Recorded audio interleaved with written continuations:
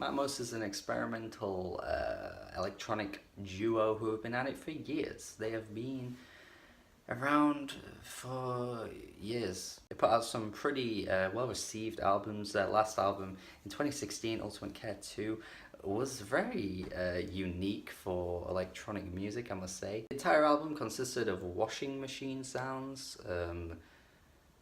I mean, is anyone else out there gonna do something like that? Probably not. Plastic Anniversary, they continue to manipulate different sounds and different instrumental ideas all across the entire thing. Not quite as adventurous as Ultimate Care 2, but it probably was never going to be on that level, really. And overall, I can't really say I have a lot to say about this album, unfortunately, because it just sounds cool. Like, there's not really much you can really go in depth with these kind of albums unless you are really like on point with all of your analyses and stuff. Then I applaud you, but I can't really say I have a great deal to say here. The third track, for example, they use snooker balls, and then like they incorporate these sounds that, you know, when you hit this cue on the ball into the beat of the song. On the third track, for example, they use snooker balls, like the cue hitting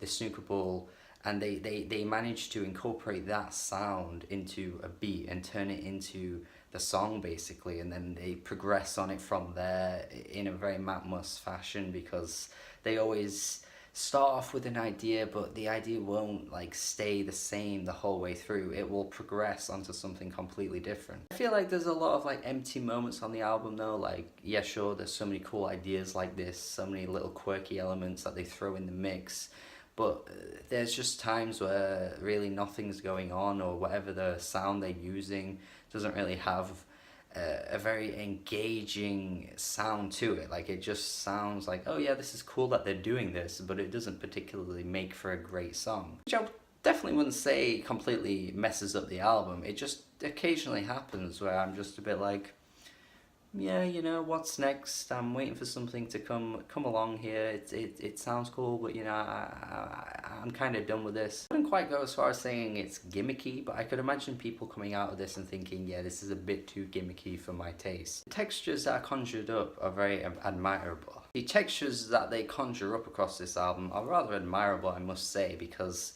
some of the sounds are so sharp and they're so like particular that you really feel them. Some of the sounds really have this like jarring, eerie element to them that you just feel piercing your ears, and I've got to say I do find it really quite impressive the way they do this. I think the last two tracks are certainly some tracks that I'm not really that fond of, I've got to say. The penultimate track especially, because this just sounds like the stuff that Jilin was doing on Black Origami, to be honest, and I feel like she was doing it a lot better.